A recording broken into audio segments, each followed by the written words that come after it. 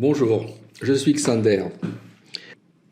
Il y a une chose, c'est que je vois que les meilleurs parents, c'est les grands-parents. Si tu veux un petit peu savoir comment être un bon parent, eh bien regarde tes parents, s'ils sont encore là, comment ils se comportent en général. Si c'est des grands-parents normaux, on va dire, tu vas voir qu'avec un enfant, ils n'ont pas du tout la même attitude avec leurs petits-enfants qu'ils ont eu avec toi. Et tu vas me dire, c'est marrant parce que mes parents, ils étaient vachement sévères avec moi. Ils étaient durs avec moi. Et avec leur petit-fils ou leur petite-fille, ils sont tout gentils. Eh ben, en fait, tu sais pourquoi? Ben, parce qu'en fait, ils ont appris avec toi. Ben oui, mon gars, ma fille, ils ont appris avec toi. Ils sont en fait, ils ont fait leur classe avec toi. Leur classe de parents, puisque c'est un truc qu'on n'apprend pas. Et c'est une erreur. Mais, bizarrement, dans les sociétés anciennes, c'était le rôle de la maman d'apprendre à sa fille, le rôle du père de dire des trucs à son fils, tu vois? Parce qu'ils avaient un peu de temps pour s'occuper, on vivait ensemble. Alors que maintenant, les vieux, on les fout dans les EHPAD et puis vas-y, crève. Tu m'as nourri, tu m'as torché, tu m'as nettoyé le cul et tu m'as donné à manger, tu m'as supporté durant mes crises d'adolescence. Et j'ai fait ma vie, mais un jour, t'es là et le boulet que t'es devenu, eh ben, je te mets dans une EHPAD. Ben, les EHPAD, je vais vous dire une chose. Les EHPAD, c'est des systèmes, objectivement, ça devrait être difficile de les remplir si on était des vrais êtres humains. C'est pas normal de mettre ses parents dans une EHPAD. S'il y a des soins médicalisés qui doivent être faits, eh bien, il faut essayer de les faire le plus longtemps possible à la maison. Et ensuite, c'est vrai qu'un système médicalisé d'assistance, c'est compréhensible. Je suis d'accord. Mais on vous met des vieux dans les EHPAD qui sont valides. C'est quoi ce délire? C'est quoi ce truc-là? Moi, les gosses qui font ça, les enfants qui font ça, je vais pas y aller par quatre chemins. J'en ai rien à foutre de te choquer. Je les fous en tôle. Bon, pas longtemps. Je les mets en tôle pendant 6 mois. Et je leur donne la bouffe qu'on sert à l'EHPAD à leurs vieux. Non, je suis pas méchant. Je les mets dans une tôle de luxe, tu vois. Je les mets pas dans un endroit où ils se font sodomiser tous les jours et violer en continu. Non, je dis pas un truc méchant. Tu les mets dans une tôle de luxe, ça doit bien exister, où ils sont tout seuls, un peu comme les vieux. Où il y a la télé, un peu comme pour les vieux dans les EHPAD. Ils regardent tout le temps la télé, ils sont tout seuls, hein. Et puis, même t'es sympa, tu les fais réunir entre enfants, donc les enfants de ce type, tu les fais se réunir de temps en temps dans un réfectoire pour qu'ils discutent ensemble de leurs vieux et du fait qu'on les a punis en les mettant en tôle. Comme les vieux, tu vois. Donc on renverse les rôles. Mais ce qui est très important, c'est que la bouffe, le camion qui distribue la bouffe des vieux dans l'EHPAD des vieux concernés, il va aussi distribuer la même bouffe aux enfants. On les laisse 6 mois là-dedans et on leur parle. D'accord? Ne fais pas aux autres ce que tu ne voudrais pas qu'on te fasse à toi-même. Ton parent, c'est toi. C'est toi, mais plus vieux. Parce que tu vas y passer aussi. Donc tout ce système de vie où on prend en charge les vieux, les personnes âgées, mais moi j'ai pas de problème à dire les vieux, on dit les anciens, le 3e âge. Mais être vieux, c'est pas une honte. Être vieux, c'est être sage en général. C'est avoir eu ses galons dans la vie humaine, dans les expériences de la vie humaine. On a l'impression que c'est une insulte, qu'on a une civilisation de jeunes. Alors, comme je t'ai dit, les jeunes, on leur pisse dessus, et les vieux, pas mieux, hein, on leur crache dessus. Au milieu, on sait pas. Au milieu, t'as les bons esclaves qui rapportent du fric, et que, je t'ai dit, bon, on reparle pas du clapier, je t'en ai servi une bonne tartine, bon, bref, t'as la mémoire fraîche, t'as pas l'Alzheimer, a priori, bien que tout ce qu'on te met dans la bouffe, ça encourage, hein, à l'avoir très tôt, l'Alzheimer, t'inquiète pas, hein. Bon, bref. La bouffe, j'appelle pas ça la nourriture, hein, t'as remarqué, c'est ce que, je vais pas revenir non plus sur le sujet. Bon, donc en fait, quelque part,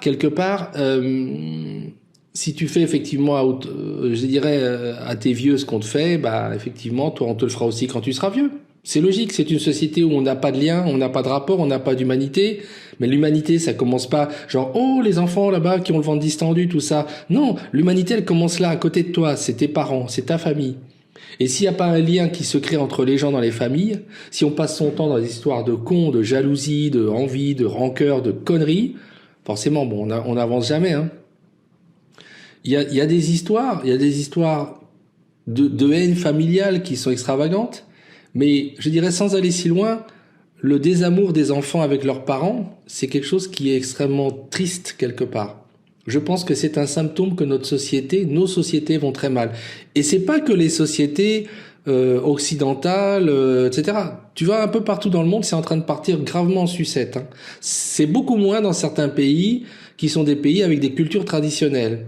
Et d'ailleurs, ils s'en sortent mieux que nous, d'un certain point de vue humain, parce qu'il y a encore cette humanité. Je dirais pas cette solidarité que t'as un mot un peu vide. Simplement, c'est l'humanité. C'est ça qui nous fait, qui nous rend différents, qui nous rend supérieurs, je dirais, à l'animal qui abandonne ses enfants. Et encore, quand on regarde de près, il y a finalement beaucoup d'animaux qui s'occupent de leurs enfants. Même la femelle crocodile, elle vient s'occuper de ses petits crocodilons et crocodilettes. Je sais pas si on peut dire ça, mais je te balance le mot, quoi. J'aime bien les néologismes parce que sinon on s'ennuie. Hein. Faut jouer avec les mots. Hein. Tous ceux qui disent que la langue française est menacée par les idiomes étrangers, mais elle vit du con. C'est ça, une langue qui vit. T'as plein de mots qui viennent effectivement de l'arabe, t'as plein de mots qui viennent de l'Afrique, t'as plein de mots qui viennent d'Europe centrale. Hein. Et puis ça a commencé très tôt. Hein. Les flics, hein, ça vient du mot fliche qui veut dire mouche. Hein. En allemand. Donc c'est tout le temps. Hein. Alors viens pas nous emmerder avec une langue qui est envahie. Hein. C'est ton esprit minuscule qui est envahi par la connerie, c'est tout. Donc oui, je ferme la parenthèse. Excuse-moi, mais bon, bref, il y a tellement de trucs où il faut intervenir qu'à un moment tu dis je ne sais plus où est-ce qu'il faut intervenir. Il y a trop de choses, too much. Trop de conneries humaines dans tous les domaines. Donc les animaux, même les animaux, hein, la femelle perce-oreille qui paraît-il est la meilleure des mamans dans le domaine des insectes. On dit que les insectes, bon, ils déposent leurs œufs, ils se barrent. Bon, on voit des araignées qui ont les petites araignées, les bébés araignées sur elles, ou dans la toile, ils les surveillent, ils les protègent. Il y a plein de trucs comme ça. Tout ce que les êtres humains ont dit d'ailleurs du monde animal, c'est là qu'on voit qu'on est interconnectés. Mais globalement, l'être humain, il a quand même cette caractéristique, c'est qu'il s'occupe extrêmement longtemps de sa progéniture, hein, extrêmement longtemps. Donc quelque part. C'est pas rien. Et c'est vrai qu'on oublie les soins qu'on a reçus étant jeune, qu'on nous a torchés, qu'on nous a nourris, qu'on nous a habillés, qu'on a fait attention à ce qu'on se fasse pas écraser sur la route, quand on est des parents normaux, parce qu'il y en a, j'ai vu, qui en ont rien à péter. On dirait que les gosses, ils ont envie qu'ils se fassent écraser. Ça aussi, c'est une autre variété, hein. Parce que bon, là, je parle des enfants qui sont calamiteux, mais il y a quand même quelques parents qu'il faudrait aussi foutre un peu en tôle, pour qu'ils comprennent que s'occuper d'un enfant, c'est des soins obligatoires et c'est faire attention. Hein. C'est pas une portée de lapin. Et c'est le fond du problème, c'est que la société justement veut que on soit réduit à des rapports entre nous comme des lapins dans un clapier. Qu'est-ce que tu t'en fous du vieux lapin qui a été utilisé pour te fabriquer toi, jeune lapin, dans ton clapier? Le vieux lapin, il est en train de crever à côté dans son clapier, tu t'en fous. Pourtant, c'est ton père. Ben, c'est ça. Et la vieille lapine qui a fait plein de petits lapros, bah c'est ta mère. Donc les EHPAD, ça nous ramène à ça prive l'être humain de son statut, je dirais, humain. Et on va dire oui, mais vous comprenez, moi je peux pas m'occuper de. Mais t'as toujours des bonnes excuses, mon gars, ma fille. T'as toujours des bonnes raisons. Et celui qui justement fait l'effort de s'occuper de son père et de sa mère et qui la garde à la maison. Ah, franchement, qu'est-ce que c'est noble, qu'est-ce qu'il est gentil, qu'est-ce qu'il est brave, s'occuper. Mais toi, pourquoi tu le fais pas? T'as toujours des bonnes raisons? Parce que simplement t'es égoïste, c'est tout. Viens pas me raconter n'importe quoi. S'il y a pas une médicalisation lourde, il y a aucune raison valable. Aucune. Que les personnes âgées soient mises dans des EHPAD, loin des familles. Les personnes âgées, quand on est vieux, on a besoin de voir la vie. On a besoin d'être en contact avec la vie, c'est ce qui nous raccroche à la vie. Et c'est très important. On a besoin de voir des enfants quand on est âgé. Moi, je vais vous dire une chose, ma grand-mère espagnole, vous avez compris que je suis d'origine en partie immigrée, et oui, ma mère est espagnole, ma grand-mère aussi. Yo soy español, hablo un poco el español, sí, claro, un poco, pero bueno, lo he aprendido así con mi abuela, nada más que a entender, a hablar con ella. No lo he aprendido en la escuela, no sé escribir ni nada, nada más que hablarlo. Bueno. Bon, donc je t'ai simplement dit que j'ai appris l'espagnol avec ma grand-mère. C'est la première langue que j'ai parlé dans ma vie parce que ma mère m'avait donné à garder à mes grands-parents, espagnols. Ma grand-mère ne parlait pas le français, elle s'était pas bien intégrée, et mon grand-père, donc il était un ouvrier comme beaucoup de personnes qui arrivent et qui font des travaux manuels parce que bien sûr ils n'ont pas de qualification, ils parlent pas bien dans la langue dans le pays où ils arrivent. Bon, on va pas faire dans le misérabilisme, ils étaient très heureux Parce que comme souvent, les gens qui n'ont pas d'argent, mais ils arrivaient quand même à être heureux. Et il y avait beaucoup de joie, beaucoup de bonheur. J'étais très heureux, je dirais, quand j'étais chez mes grands-parents, entre l'âge de 0 et à peu près 4 ans. Hein, voilà, on va dire. Et donc, ce que je voulais te dire, c'est que ma grand-mère, elle est morte à 96 ans. Et ma mère l'a gardée à la maison, jusqu'à la fin. Et je vais te dire une chose, jusqu'au moment où elle était vraiment très malade, elle a été à l'hôpital, elle y a fait un séjour très court, elle est décédée. Jusqu'à la fin, donc, on a gardé ma grand-mère. Et mon grand-père, ça a été pareil. On l'a gardé jusqu'à la fin.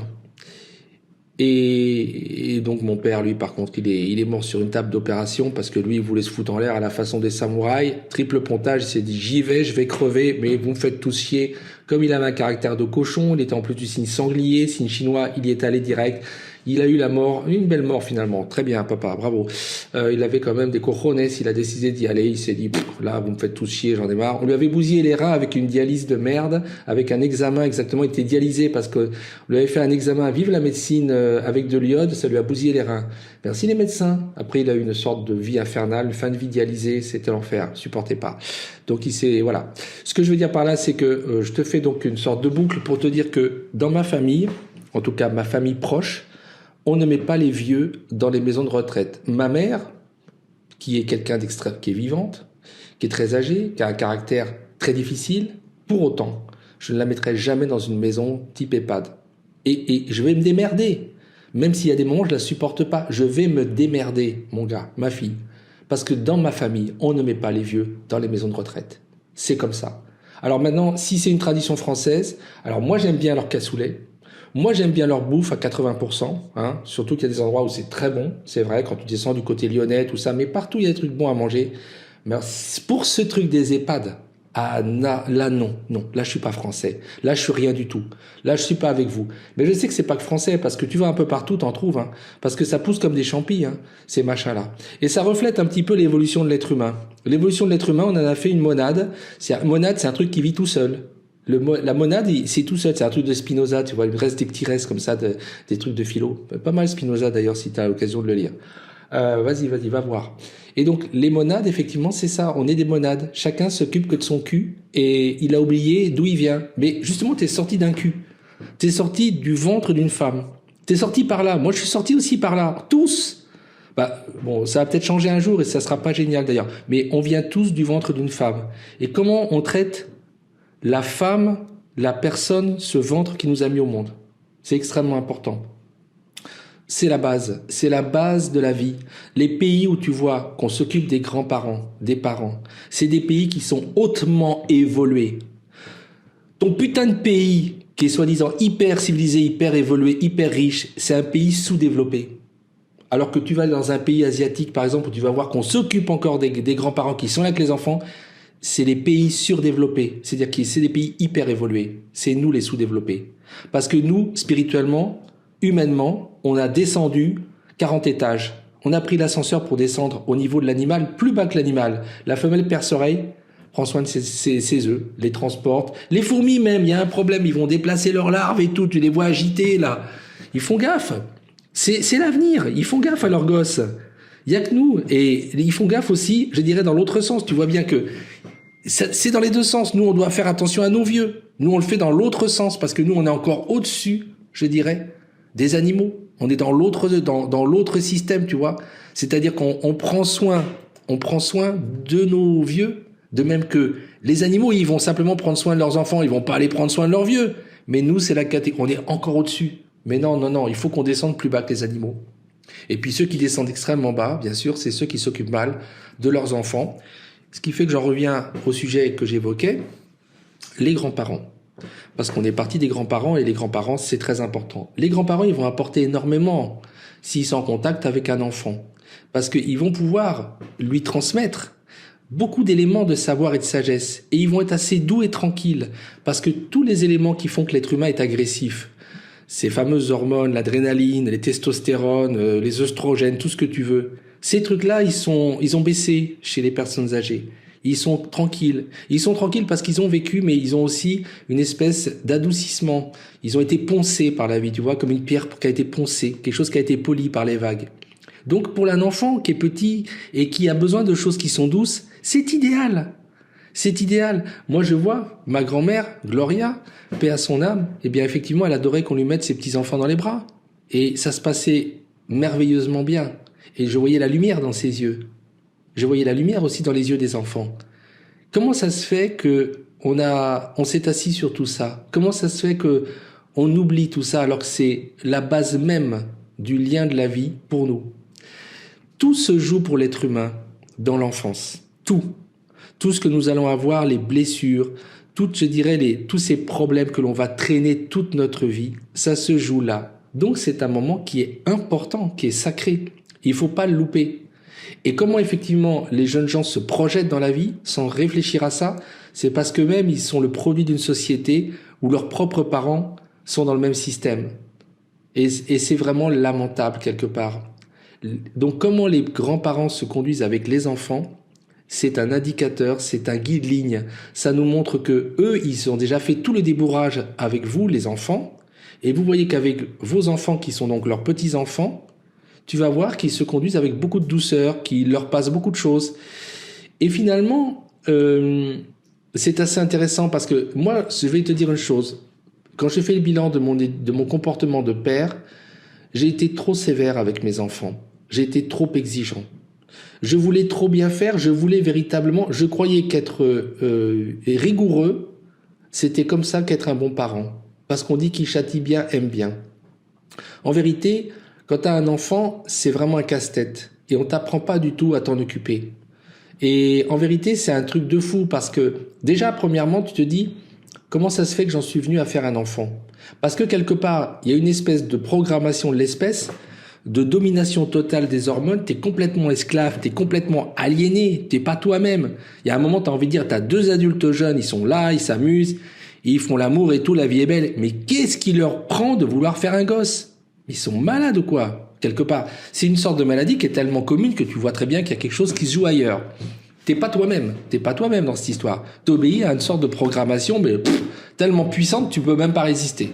Tu peux pas. Hein, donc quelque part, et pourtant quand ça va se passer, on te dit pas tout, hein, c'est le genre, voilà, t'es là, la maman vient d'accoucher, donc on te dit, c'est comme si on disait, bon, bah écoutez, madame, monsieur, j'ai une très bonne nouvelle à vous annoncer, ou une mauvaise, suivant, voilà, vous venez de faire l'acquisition d'une magnifique, extraordinaire sirène, une alarme extraordinairement puissante, mais elle est fournie sans bouton d'arrêt. Donc, démerdez-vous, voilà. Voilà, on te met la sirène, la gueulante, le niard, le gueulard. Parce que forcément, un enfant, ça va être ça. Alors bien sûr, on va dire que c'est pas que ça, vous caricaturez, c'est une vision d'homme. Non, demandez aux femmes. Non, c'est pas une vision d'homme. Demandez déjà à certaines mères, quand on est à 5h du matin, que ça fait 3 fois qu'elles essayent de se rendormir. Allez leur demander, on va en reparler, ou si c'est le papa. D'accord? Ou alors des fois dans un magasin, etc., quand l'enfant fait une crise. Demandez, vous allez voir, vous allez changer de point de vue. Hein? Ou alors c'est avec le recul, vous avez tout oublié, parce que ça aussi c'est génial, c'est extraordinaire. Donc alors voilà, vous venez de faire l'acquisition de votre sirène de luxe et en plus on vous dit elle est pas encore au point, vous savez, on ne sait pas faire les sirènes auto-nettoyantes, donc il faudra aussi la torcher, etc., la nourrir et tout. Et voilà, donc c'est un peu ça, quoi. Mais on te dit pas comment t'en occuper. Et l'enfant, il va te poser des problèmes, des cas énormes. C'est-à-dire qu'il va te mettre à mal. Il va venir bouleverser ta vie. Il va devenir le centre de ta vie. Avant, t'étais le centre de toi-même ou ton petit couple. Après, c'est le gosse, c'est l'enfant. Il est le centre et il va être, il va être centripète. Tout tourne autour de lui. Et quelque part, là-dedans, on peut se perdre déjà en tant que couple. Alors là, c'est un grand challenge. Hein. Combien de couples se sont perdus avec les histoires de gosses? Les enfants arrivent, le couple est foutu. Hein. C'est-à-dire il y a une sorte de système de programmation d'autodestruction qui se met en place. Tic-tac, ça va péter. T'as peut-être 5 ans, 6 ans, 7 ans, et puis il y a divorce. Mais oui, quand même. Ma mère disait, elle était fine, les enfants sont des tue-l'amour. Ce qui était très agréable pour moi, puisque j'étais son fils, en plus fils unique. Je me suis dit, je peux pas chercher un autre. Genre, qui c'est le couillon ou mon frère ou ma sœur qui est responsable de ça? Non, merde, je suis tout seul, donc elle parle de moi, purée. Les enfants sont des tue-l'amour. Donc celle-là, franchement, ma mère, il n'y avait pas par 4 chemins. Tu me dirais, elle avait pris le bon truc, c'est qu'elle m'avait déjà mis de côté. Elle s'est dit, bon, là, ça fout en l'air mon couple. En plus, mon père aimait pas les gosses, hein, il avait déjà eu avant et ça le saoulait. connaît. Et donc il s'est dit non, un niard de plus, un gueulard de plus, non, tu me le mets de côté, on reviendra plus tard. Donc il a donné ça aux grands-parents. Système que l'on trouve aussi beaucoup dans certaines civilisations, cultures un peu traditionnelles, asiatiques, moyen-orientales. C'est pas forcément si mal. Parce que les grands-parents vont s'occuper, les grands-parents ont plus de temps. Ils sont des fois à la retraite, ils sont en arrêt, ils ont plus de temps, ils ont plus de patience que les jeunes adultes. Et c'est pas inintéressant cette histoire. Tu vois vers quoi je vais t'amener, c'est te dire que regarde tes grands-parents, tu pourras apprendre à devenir un bon parent. Le grand-parent, il ne frappe pas. Le grand-parent, il ne crie pas. Ne crie pas sur tes enfants. Ne frappe pas tes enfants. Ça ne sert à rien, ça va te revenir dans la gueule plus tard. Ah ça par contre, je te le garantis. Ça c'est sûr. Ça te reviendra dans la tronche quand ils seront adultes. Parce qu'ils te louperont pas. Ils ne te louperont jamais. Et d'une façon ou d'une autre, ils vont se venger d'une certaine manière. Faire attention à ça. Il y a des choses, il y a des rancœurs, et il faut faire attention comment on traite un enfant. L'abus, c'est à plusieurs niveaux. Il n'y a pas que les choses qui sont très graves. On parle des abus, tu sais, des abus de violence et des abus même sexuels. Là, je te parle même pas de ça. Il y a les abus psychologiques. Il faut faire très attention. Et quelque part, un enfant, alors c'est pas de la porcelaine, c'est très résistant, mais il faut, je dirais quelque part, savoir, c'est comme de la psychologie dans tous les domaines, il faut savoir comment tu vas gérer la question. C'est des choses, je veux dire, moi, j'ai commencé à comprendre les rapports humains le jour où je me suis trouvé, comme souvent beaucoup d'enseignants, face à 33 gars et filles pleins de testostérone, d'œstrogène, d'adrénaline, et que le mode de communication qu'ils avaient, c'était un peu un établissement de banlieue, c'est de te balancer des chaises à la gueule. C'est comme ça qu'ils communiquent. Voilà, donc t'arrives, toi, t'es là, et puis c'est ça. À partir de là, tu vas commencer à réfléchir sur la manière de gérer les rapports humains, et quelque part, d'arriver quand même à faire tes cours et à avoir un échange avec ces personnes qui sont d'une agressivité folle. Et je peux te dire une chose, c'est que je me suis posé la question, je me suis dit comment je vais faire. Je n'ai jamais crié pendant mes cours. Je n'ai jamais eu à crier. Moi, quand je parlais, on m'écoutait, il y avait le silence. Mais c'est pas venu d'un coup. Il fallait, je dirais que, tu vois, les rentrées, c'est septembre. Jusqu'en décembre, c'était le fight. Il y avait des choses, on mettait en place les éléments. À partir de janvier, même avant souvent, parce qu'après, j'avais la technique, t'inquiète pas, j'étais rodé. Mais après, tu avais la tranquillité et tu pouvais commencer à travailler. Quelque part, je dirais, l'attention d'une personne, ça se conquiert. Un être humain en face de toi, c'est jamais donné. C'est la créature la plus difficile à apprivoiser. Je dis pas à domestiquer, attention. Domestiquer, tu ne peux pas domestiquer un être humain. Un être humain sera jusqu'au bout de sa vie imprévisible. Rien n'est jamais acquis avec un être humain. Rien n'est jamais acquis, par exemple, dans un couple. Jamais. Jamais, jamais. Jusqu'à la dernière minute de souffle. Rien n'est jamais acquis. Dis-toi-le. Tout est à conquérir. Tout est à gagner. Donc, quelque part, apprivoiser un être humain pour pouvoir avoir des rapports, déjà, qui sont des rapports humains, des rapports de respect mutuel, c'est tout un boulot. Et on n'apprend pas ça à l'école. Et ça, c'est grave. Et tu dois l'apprendre sur le tas, avec ton caractère. Et moi, la seule chose que je m'étais dite par rapport à mes élèves, et ça, c'était même un peu avant d'avoir des enfants, c'était je dois y arriver. Et de toute façon, c'est moi qui vais, je dirais, organiser un espace d'échange et on va pouvoir faire le boulot ensemble, pour eux. Donc j'ai commencé à réfléchir à des méthodes pour faire en sorte de les amener là où je voulais.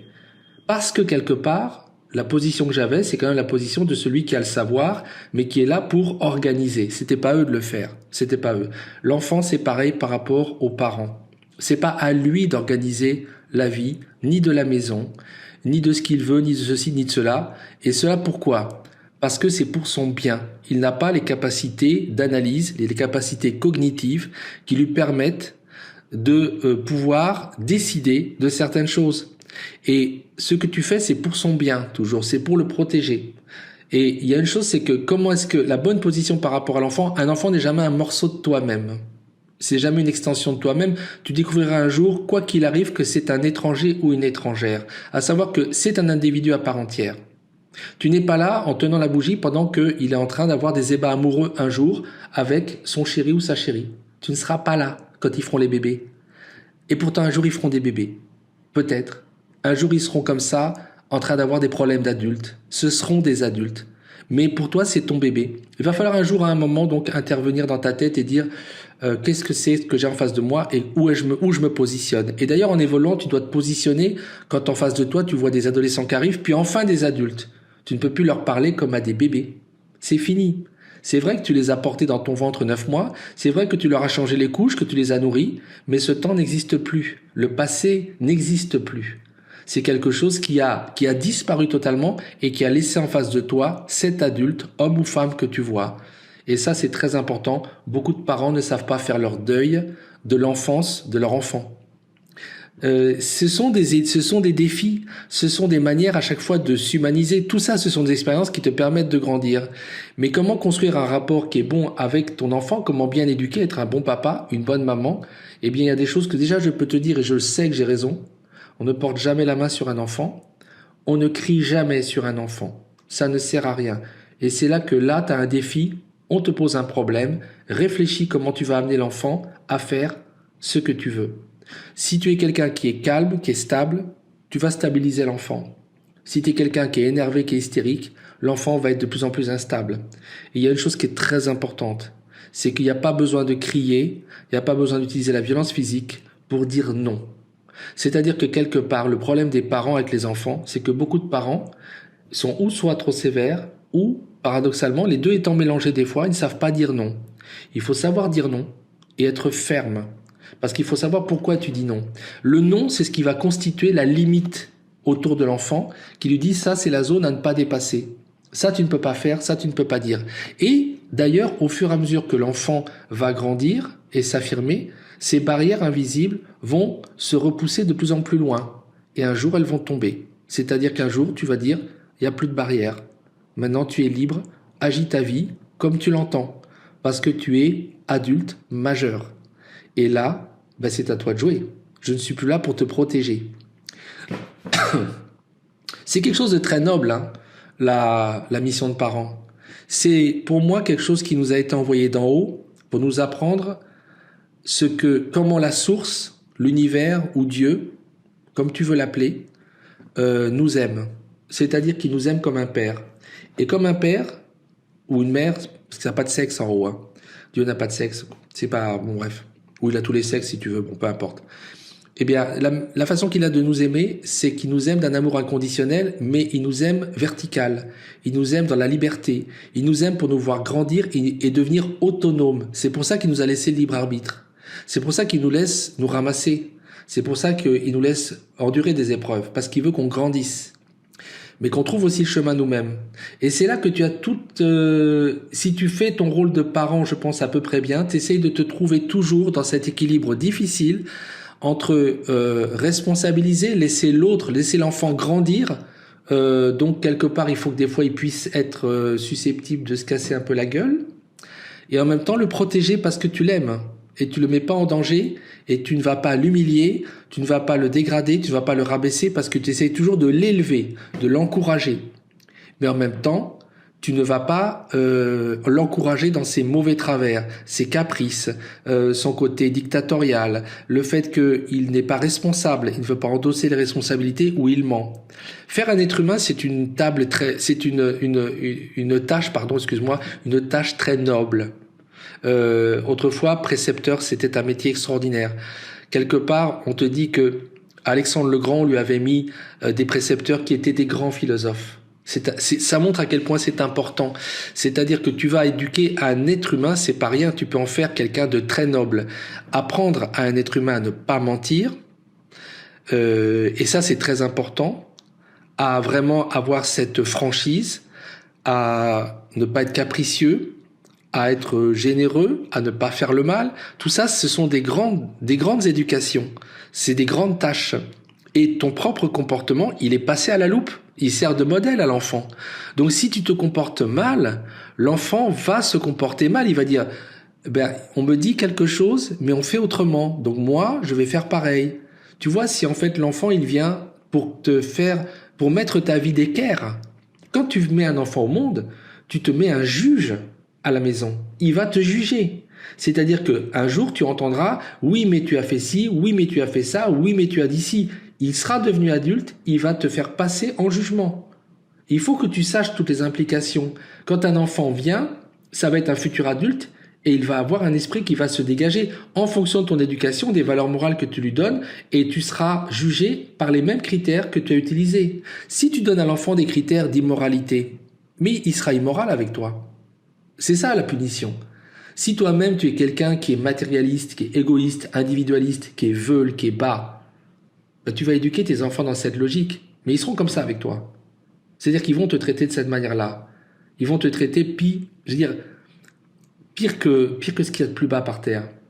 Par contre, si tu éduques tes enfants avec respect, en leur montrant que toi-même tu les respectes et avec des sentiments où ils voient que tu es quelqu'un qui est droit, moralement, tu ne fais pas de faux témoignages, tu ne mens pas, tu ne te parjures pas, tu ne dis pas du mal des autres gratuitement, tu tiens ta parole, tu rembourses tes dettes, tu es quelqu'un qui est juste.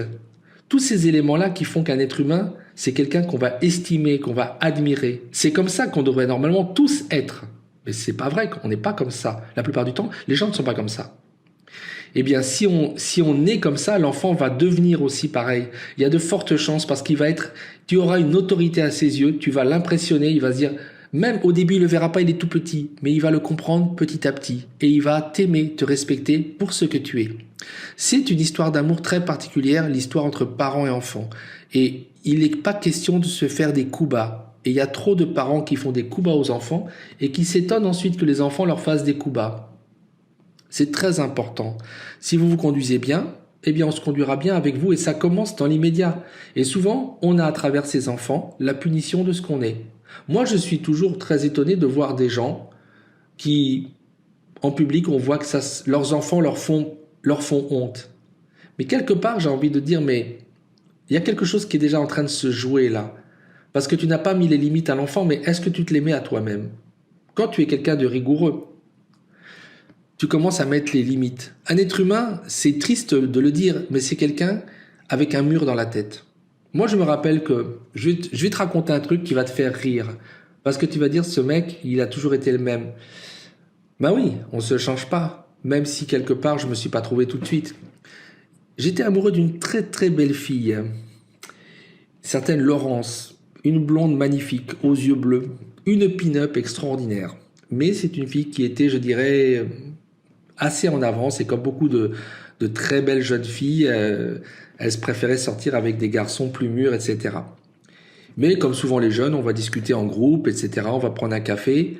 Et un jour, elle me dit, assez franchement, parce que je essayé un petit peu quand même de lui faire des avances, elle me dit, je me mettrai jamais avec toi parce que toi, tu as un mur dans la tête.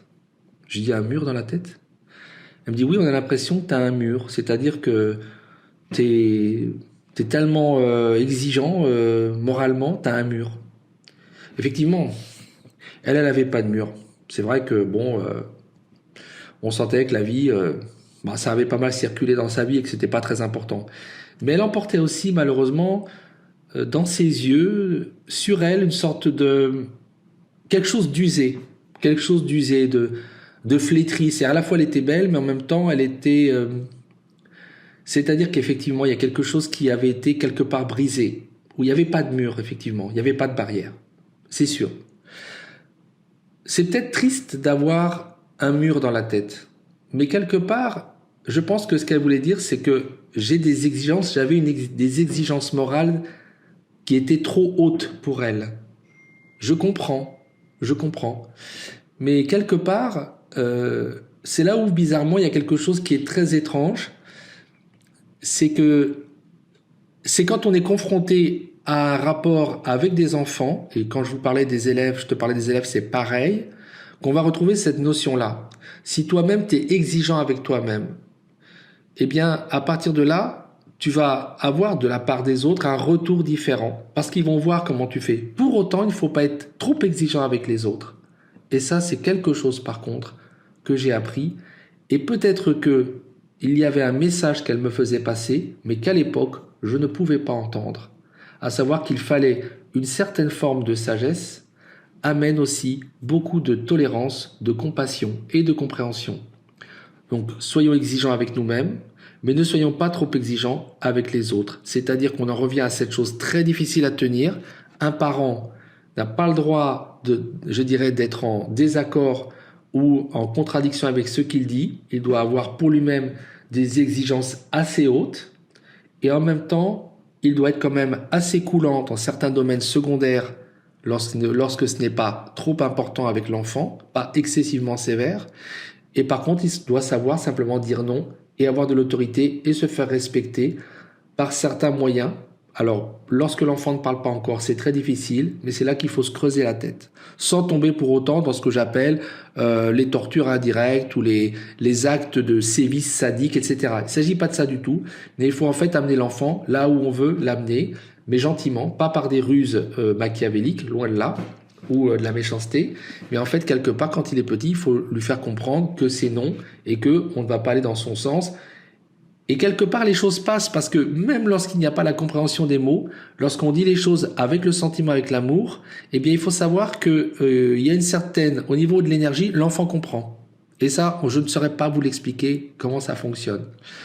Donc tout ça pour vous dire que quelque part, c'est un sacré défi auquel nous met le fait d'être parent. Parce que ça nous pousse dans nos retranchements. Ça va nous mettre en face de qui sommes-nous? Est-ce que je suis quelqu'un qui est quelqu'un de bien? Ou est-ce que je suis un salopard ou une salope? Quelqu'un qui au fond n'a pas de morale, ne tient pas la route. Et quelque part, ton gosse, il va te le faire comprendre très vite. Parce que les autres, tu peux leur jouer la comédie. Généralement, tu t'es choisi un conjoint ou une conjointe qui peut être du même acabit que toi, qui va être au même niveau des valeurs morales. Mais l'enfant, quelquefois, il va en tout cas te le faire vivre différemment. Pourquoi ? Parce qu'il n'y a pas le même attachement d'un conjoint ou d'une conjointe. Quand l'enfant va grandir, si ses valeurs morales sont pourries, parce que toi, tes valeurs morales sont pourries, eh ben, je vais te dire une chose, tu vas déguster. C'est une chose que j'ai vue à chaque fois. Ça se passe pas bien. Et donc, quelque part, il y a des cas effectivement où il y a une sorte de système clanique du banditisme. Ça existe aussi. Mais en général, il y a toujours des conséquences qui sont tôt ou tard tragiques dans ces dynamiques du banditisme, de la criminalité familiale. Ça, c'est encore un autre sujet. C'est encore autre chose, tu vois. Mais je dirais que quelque part, ça ne fonctionne pas. Ça va toujours s'arrêter. Donc, l'enfant, il te met face à toi-même. Parce qu'il va te juger un jour ou l'autre. Il va te renvoyer un miroir. Il va te tendre un miroir. Il va dire, papa, maman, voilà ce que tu es en vérité. Et non pas ce que tu disais être.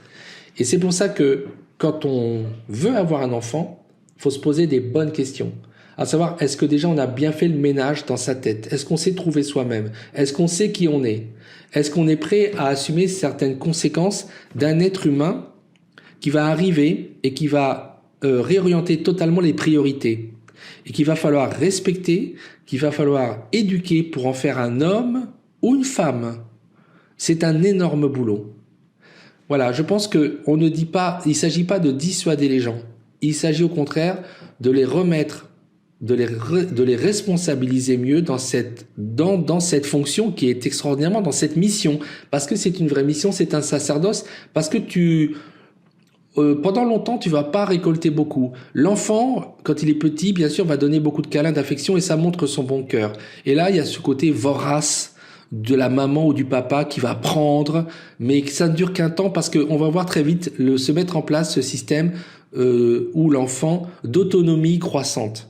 Il va s'autonomiser de plus en plus, il fait son programme d'autonomie. Et là commence, je dirais, le désaccord. Parce que l'enfant ne se laisse plus faire. Moi, je me rappelle, ma propre mère, j'ai pas besoin d'aller loin. Oui, quand tu étais petit, on pouvait te faire ce que tu voulais. Oui, mais je ne suis pas un animal de compagnie. Donc c'est normal. Déjà, ce n'est pas la bonne attitude. Et combien ont cette attitude-là, n'est-ce pas? Bon, je ne critique pas ma mère au passage, mais je veux dire que c'est tellement commun. Mais après, je me suis autonomisé de plus en plus. Et le pire, c'est quand on devient adolescent. L'adolescent qui est rebelle, qui répond, qui est pénible au possible. Et c'est une étape qui est tout à fait naturelle. Et donc, quelque part, il y a, je dirais, les processus d'enfance aujourd'hui, d'adolescence, ne sont pas extraordinaires. Avec les familles qui souvent sont séparées, avec le système justement de la rébellion possible et des somatisations qui peuvent s'exprimer de différentes manières, comme bien sûr tout un tas de stigmates sur lesquels je ne vais pas revenir, mais qui sont des choses que les psychologues ou les psychanalystes aujourd'hui ou les psychiatres connaissent très bien. Il y a beaucoup de choses aujourd'hui par lesquelles les enfants nous disent que le processus d'éducation ne leur convient pas, n'est pas adapté. Et aussi, il y a une chose, c'est qu'on a enlevé tous les rites de passage. C'est important pour un être humain de savoir qu'à un moment, il a passé un cap, il est devenu adulte. Aujourd'hui, rien ne le signifie. Il n'y a même plus de service militaire pour les garçons. En vérité, on a une société qui est tellement déritualisée que justement, comme on a cassé les rites, on a cassé aussi les structures qui permettaient aux enfants et aux parents d'apprendre et de comprendre. Parce que qu'est-ce que c'est qu'un système de rituel de passage initiatique? C'est ce qui va dire clairement à un parent, au cas où il ne l'aurait pas compris, ton enfant n'est plus ton enfant. Ton enfant, c'est un citoyen, c'est une citoyenne, c'est un adulte. Donc là, tu vas te calmer à lui parler comme s'il avait encore 8 ans. D'accord? C'est fini. Là, maintenant, tu changes de braquet et tu te conduis différemment. Et aussi, même message aussi pour l'enfant. T'arrêtes de compter sur tes parents dès que tu as un problème. T'arrêtes d'aller t'incruster chez eux ou d'aller demander de l'aide dès que ceci, dès que cela. T'es responsable. Réfléchis bien à tes choix. Maintenant, tu rentres dans une boucle qui peu à peu va s'inverser. À un moment, tes parents vont devenir tes enfants. Tu vas devoir t'occuper d'eux et les prendre aussi en charge. La boucle commence tout doucement à changer de sens. C'est quelque chose qui est quand même terrible. C'est une rupture, c'est une petite rupture quelque part. C'est un deuxième. Là, le cordon qui n'avait pas été coupé avant, il est vraiment coupé là. Or aujourd'hui, on voit qu'il y a beaucoup de situations où c'est pas clair. Et comme c'est pas clair, les choses ne se mettent pas non plus bien, je dirais, d'une manière qui est adéquate dans les familles. C'est-à-dire qu'on a une espèce de, je dirais, de flou dans les rapports entre parents-enfants. Les parents sont souvent encore des enfants attardés. On dirait que c'est des ados qui n'en finissent pas d'être ados. Les enfants sont adultes trop tôt. Ils ont un accès à la vie d'adulte. Hein, on va amener, on est très très jeune, mais on amène son copain, sa copine et on dort, etc. dans la chambre. Ce sont des choses dans les sociétés traditionnelles qu'on ne faisait pas. Mais c'était pas par puritanisme, c'est parce qu'il y avait des raisons profondes à cela. Il y a des raisons qui sont quasiment organiques, des raisons qui sont biologiques, pour lesquelles il faut mieux éviter ce genre de choses. C'est-à-dire que il y a des éléments. Et par exemple, dans la Bible, on vous dit, mais c'est pas des conneries, parce que il y a toujours dans les textes saints des choses qui sont saines. Ils sont saints, S-A-I-N-T, mais saines, mais ils sont saints, S-A-I-N-S aussi. Et quand on dit, eh bien, il a été décidé, il a été établi par Dieu que l'homme quittera ses parents et il ira donc vers la femme et il s'unira à la femme, ils ne feront qu'une seule chair. On te dit, l'homme quitte ses parents. C'est-à-dire qu'on quitte ses parents. Il y a une rupture, on te l'a dit, c'est l'ordre des choses. Et quelque part, nous sommes une société où c'est pas toujours clair, la rupture ne s'établit pas, les parents continuent de s'occuper des enfants alors qu'ils sont adultes comme s'ils avaient encore 12 ans, 13 ans. Calmez-vous, laissez-les se démerder, qu'ils se prennent des gamelles. Parce que c'est ça la vie, vous êtes toujours derrière eux en train de non, etc. Tous ces enfants qui sont un petit peu, tous ces parents qui sont issus du baby boom et qui ont été protégés dans des univers de l'abondance, qui ont pu faire ce qu'ils voulaient, à la fois faire la vie des hippies et s'envoyer en l'air à n'en plus finir, fumer des joints, etc. Et puis qui ont une vie très relâchée, puis qu'après sont devenus quand même assez rigoureux et assez, ils se sont rangés des voitures comme on dit. Et puis comme ils n'ont pas une vie qui est trop difficile et qu'ils ont déjà des retraites en or, et les voilà qui sont en train de prendre en charge leurs enfants qui sont pourtant des adultes. Mais vous glissez où là, les gars là, ça va là, papy, mamie là, calmez-vous, laissez-les se démerder. Je dirais quelque part, c'est grave parce que beaucoup de jeunes adultes ne s'en sortent pas parce que leurs parents leur collent à la, leur lâchent pas les baskets non plus. Mais ils se complaisent aussi là-dedans. C'est quelque part, on a une société je sais pas, tout le monde est en pyjama là, hein, je sais pas, Teletubbies. Voilà, c'est ça, c'est le monde maintenant des Teletubbies, des TV-Tubbies, c'est ça, je crois, ces petits personnages là. C'est ça, on en est là, tous au même niveau. Voilà aussi quelque part ce monde d'assister, ce monde de nounouter. Quelque part, ça ne fait pas des adultes, hein. Donc entre ceux qui subissent des fois la violence parentale, les abus, etc., ceux qui sont archi cocoonés, je dirais que entre les deux, il doit bien exister quelque chose où on a la normalité, non, hein? Moi, j'aimerais bien qu'on arrive un peu, qu'on revienne à cette normalité. Quelque part, en tout cas, ce que je peux vous dire en tant qu'expérience de parents et qui a maintenant des enfants adultes, ce qui est certain, c'est que on n'est pas toujours sévère au bon endroit. Des fois, on est exigeant. On a donc des choses à apprendre de nos parents. Les grands-parents ont alors un rôle très important parce que des fois, ils vont pouvoir nous permettre ils vont moduler certaines choses. Ils vont nous dire, tu devrais pas être comme ça avec ton enfant. Tu devrais faire ci, tu devrais faire ça. Sachons les écouter. Et c'est pour ça qu'il faut pas les écarter de nous. Si on revit un peu en communauté tous ensemble, il y aura du mieux. Faut arrêter de briser tous ces liens comme nous le faisons. Et donc, vous voyez bien que le système urbain qui verticalise les hommes, qui les sépare, qui les éclate, c'est pas bon. C'est pas bon. Quelque part, nous perdons énormément parce que c'est la façon dont nous éduquons, nous transmettons les savoirs et les sagesses à nos enfants. C'est là qu'on perd le plus. Et après, effectivement, on a des sociétés qui sont très déstructurées. On a des gens qui sont un petit peu vides, qui ont du mal à créer des liens, qui ont du mal même à s'attacher. Et donc, eux-mêmes, ils mettent leurs parents dans les EHPAD. C'est un système, je dirais, qui se mord la queue. C'est le serpent qui se mord la queue. Quand vous investissez du temps sur un enfant, quand vous prenez du temps avec le respect, en pensant toujours c'est un être humain, ce n'est pas moi, je le respecte, je l'aime, mais je ne l'étouffe pas, je sais tenir ma place de père, ma place de mère, je sais transmettre des vraies valeurs, de l'amour, mais pas un amour qui est un amour qui humilie, qui dégrade ou qui étouffe ou qui déresponsabilise. Le parent ne doit pas faire les choses à la place de l'enfant, il doit laisser, comme j'ai dit, prendre des gamelles de temps en temps, tomber, se faire un peu mal au genou pour savoir que que la terre est basse. Et bien à partir de là, on va avoir un retour un jour de ces enfants. Et je vous assure qu'il n'y a pas plus belle récompense que d'avoir de la part de ces enfants une forme de reconnaissance et d'amour qui vient parce qu'ils prennent conscience en avançant en âge adulte de toute la difficulté qu'il y a à être un adulte et eux-mêmes quand ils sont parents à être un parent. Et donc à ce moment-là, la boucle est bouclée, l'équilibre est rétabli. Les sociétés supérieurement évoluées, celles que nous avons détruites avec soi-disant notre putain de progrès de merde, notre putain de technologie à 2 balles, sont des sociétés qui nous étaient infiniment supérieures, et qui le sont encore pour celles qui résistent, parce que les grands-parents sont là, dans la maison, et que les grands-parents, c'est l'axe de la racine, c'est la racine de la famille, c'est ce qui donne la force et la stabilité à une racine, c'est ce qui permet le lien avec les petits-enfants. Et ça, quelque part, c'est un vrai trésor. Saluons tous ces gens qui ont leurs grands-parents à la maison. Moi, je voudrais terminer là-dessus. Moi, je leur tire mon chapeau. Moi, je mets un genou à terre devant ces gens-là, parce que ces gens-là, véritablement, ils ont tout compris. Des fois, c'est pas facile d'avoir un grand-parent à la maison. C'est pas facile quelquefois. Mais ça peut apporter énormément. Voilà ce que je voulais vous dire.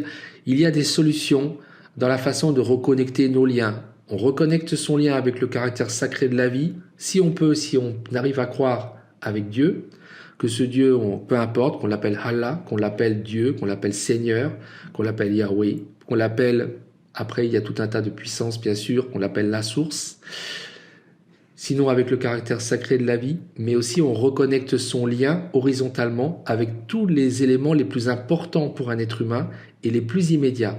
Aime ton prochain, ça veut dire il est proche de toi, il est là. C'est pas le prochain qui a des kilomètres. Non, c'est ton parent, c'est ton enfant, c'est le membre de ta famille. C'est là que l'aventure humaine commence. C'est là qu'en fait l'aventure de l'élévation, de l'ascension spirituelle commence. Voilà. Je te dis à très bientôt. J'espère que ce que je t'ai dit t'a éveillé, t'a informé un peu et que ça t'a libéré de ce que tu pensais être une liberté, mais qui est en fait une forme de servitude imposée.